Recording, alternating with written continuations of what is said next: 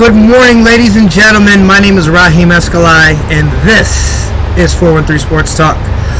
Good morning. This is episode 43. Happy Cinco de Mayo. What are we going to talk about today? I have scores from the NBA, the NHL, the MLB. I'm back with my segment called Grading the Draft, and I have a little preview of some high school baseball games that are supposed to be taking place this afternoon, as well as a couple softball games and some other high school sporting events in Western Mass. But first, let me tell you a little bit about where I am. I'm on the Long Wharf in New Haven, Connecticut, continuing Waterfront Week. Behind me is a bunch of cloudy skies and the Atlantic Ocean.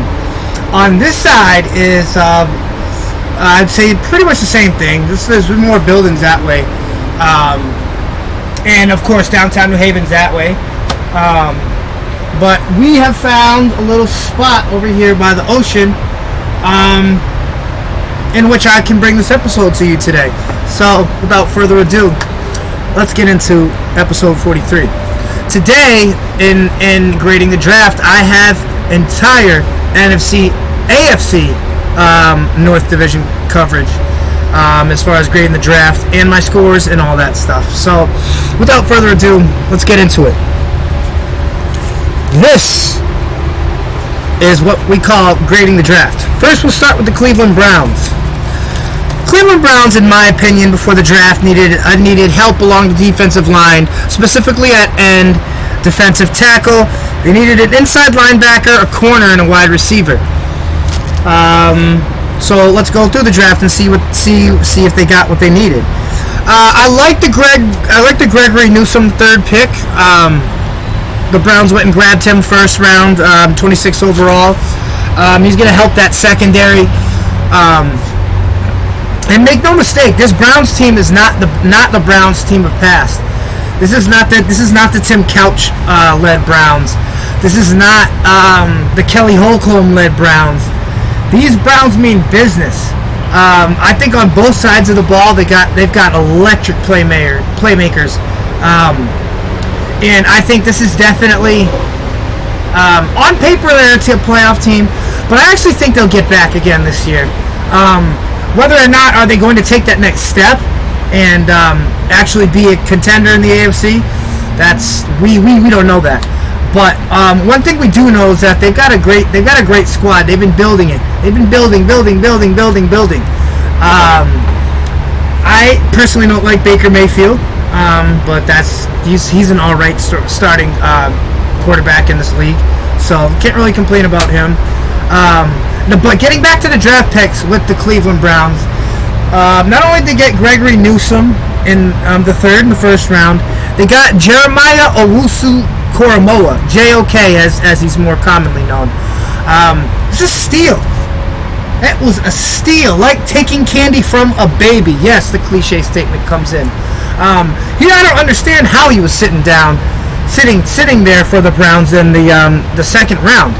I had JOK ranked up there with Micah Parsons. Micah Parsons went to the Dallas Cowboys. They were smart for grabbing him, but it just shows you how the discrepancies and the differences in different guys when we're evaluating these kids coming out of school. I had a first round grade on JOK. He was one of my favorite linebackers this season anyway, alongside Jamin Davis and Nick Bolton from Missouri. A couple of my other guys were my favorites. I was surprised JOK was there. I think the Browns did great grabbing him, and I think him plugged into that Browns defense, it's going to spell some problems for you guys in the AFC who call yourselves getting ready to go up against these Browns. So who else? We're moving along quickly because we're covering the entire AFC North. The lower half now. Cincinnati Bengals.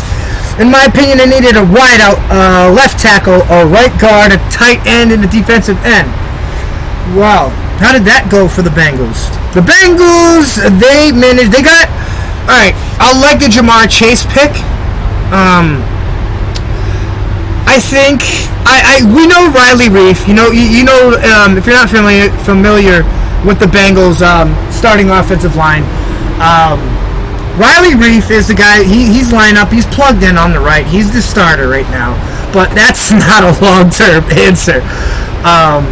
So I think I don't know. I think passing up on Penei Sewell was stupid. But, to land Jamar Chase, that kind of might make up for it. Penei Sewell is probably, most likely going to be an all-pro in this league for a very long time. And I think that going to get Jamar Chase to help Joe Burrow was good. This was a deep tackle class in my opinion. I don't see why you pass up Penei Sewell again. This guy's like a Jonathan Ogden type talent. But it was a deep class. You had guys like Dylan Radunes, Brady Christensen, Alex Leatherwood. Don't get me started about Alex Leatherwood. He was taken extremely too early. But you can't really be surprised because it's the Raiders. This is the Raiders staff we're talking about. We went up and took Alex Leatherwood. Could have traded up to try to grab Penei Sewell there too. And honestly, the other two tackles I mentioned are better than Alex Leatherwood, and that's just two. Not to mention Walker Little out of Stanford. He had that injury and then the COVID opt-out issue. But, it is what it is. So, they grabbed Jamar Chase. Jackson Carman, Clemson right tackle, who protected Trevor Lawrence throughout his college career. They grabbed him. I like that. Joseph Asai falling down to them in the third round, the DN from Texas. I like his swim move, man. I like his off-ball quickness, and I think Joseph Asai fits well with that rebuild and what they're trying to do in Cincinnati. Another great pick. Oh my God, Cam Sample, the other edge rusher from Tulane. Cam Sample again is another guy I had a first-round grade on, and he fell to the third, and the Bengals got him.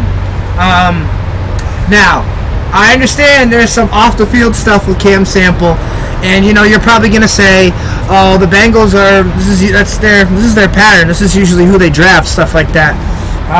Cam Sample's a crazy talent. I think he's gonna be somebody in this league. He's just got to get coached up right. What's his face over there in Cincinnati? Is his name the coach Zach Wilson or something like that? Zach something. Coach that guy up right, man, because in a couple years, if you got Cam Sample, Joseph Asai, Joseph Asai, Cam Sample, you got guys like that, man, and on that defense, golly, coach them up right, please. Sorry, I keep looking to the side, man. This is a whole bunch. This is nice, and it looks like the rain is cleared out too, so maybe I might get a chance to shoot over there. Looks like it. Anyway, yeah, so there's the Browns and the Bengals in a nutshell. I like what the Bengals are doing. Cam Sample, Joseph Asai, Jamar Chase to add to would they take T. Higgins last year and Joe Burrow? I like that, you know what I mean? They're still gonna need some pieces along that offensive line. But expect Joe Burrow, I'm being nice, dude. Expect Joe Burrow to take a little bit of a leap. I think his talents are going to get showcased a little bit this year. As long as that knee is healthy, he should be fine. So that's the Browns. That's the Browns. What do I have? Very nice day out here too, guys. I will say that. The rain clearing. Honestly, I was pissed, man, because the shot over there would have been way better. It would have been dope to have that big old barge behind me. Let me check. Let me see.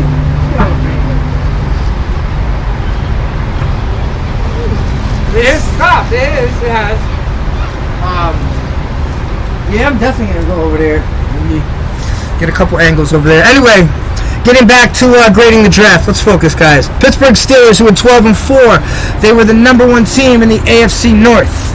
I want to say I like what the Steelers did. I like Najee Harris, grabbing him towards the end of the first round. That was smart.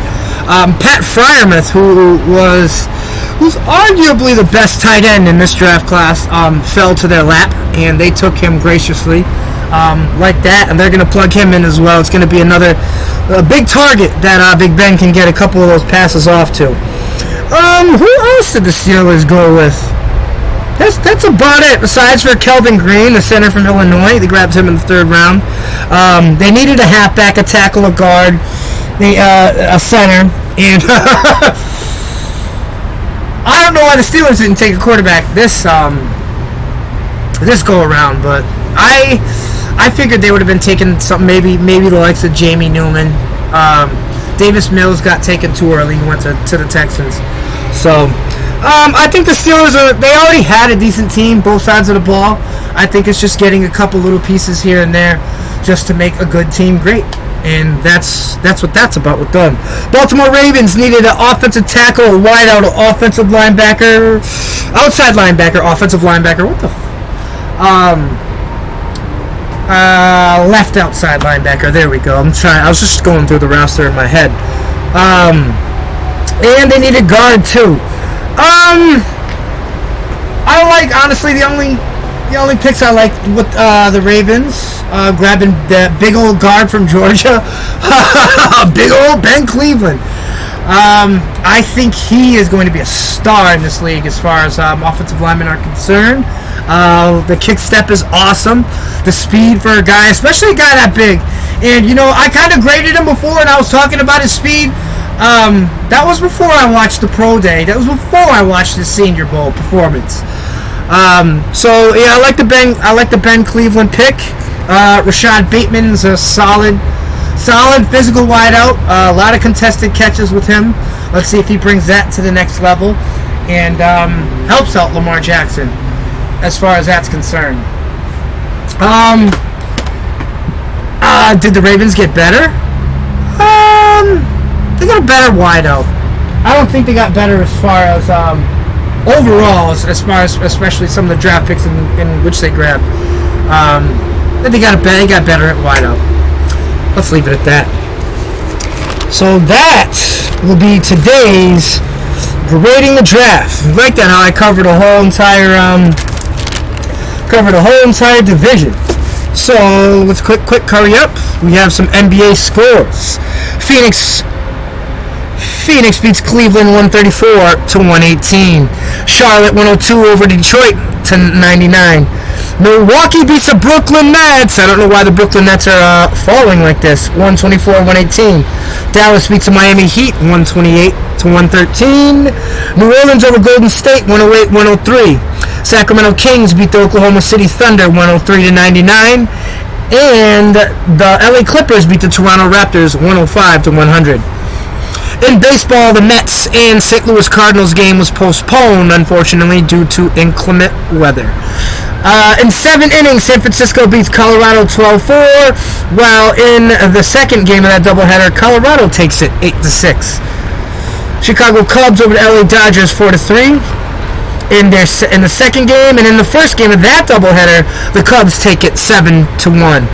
Atlanta 6, Washington 1. Yankees over the Houston Astros 7-3. Red Sox beat the Tigers 11-7. Oakland beats Toronto 4-1. Seattle beats Baltimore 3-2. Philly over Milwaukee 6-5. The White Sox blanked the Reds 9-0. Pittsburgh gets a win over the San Diego Padres 2-1. Miami Marlins beat the Arizona Diamondbacks 9-3. As the Tampa Bay Rays beat the Los Angeles Angels by a score of 8-3. Moving on to the NHL, a final resulting in a shootout, but Buffalo wins this one over the Islanders 4-3. Buffalo Sabres, you guys are getting better of late, I will say that.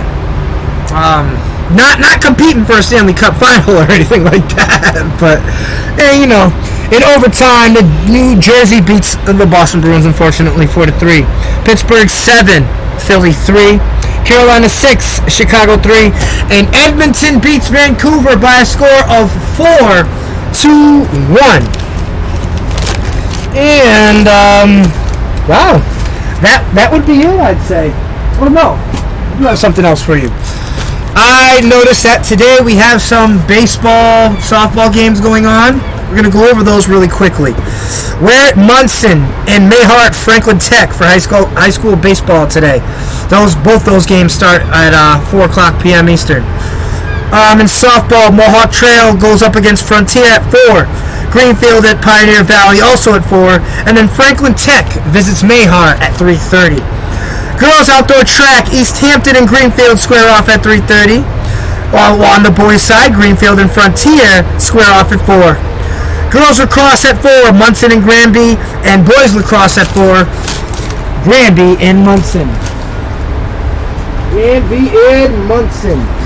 So, I'm on the Long Wharf in New Haven, Connecticut, and this has been episode 43 of 413 Sports Talk. My name is Raheem Escalai. If there's anything you need to see in these episodes, any facts I missed, anything I got wrong, please leave it in the comment section or message us, and I'll be free and I will adjust it as soon as I see the notification. Gonna enjoy the day out here. Probably go find something to eat. Definitely get some more shots of the ocean along this beautiful pier. You guys want to walk with me real quick so you can see what I see? Yeah, this is it. It's the ocean. Bunch of food trucks and stuff over there, as you can see.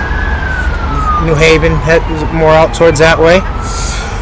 And there's that big blue boat I wanted on my shot. And now we have it. There we go.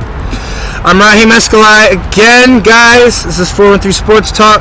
Thank you very much for continuing to support the show by watching, like, share, subscribe, comment, please. We're on YouTube too. Time for me to go get something to eat. I've had enough of the scenery. My stomach is empty. You guys have a great day. I love you and wish you all the best.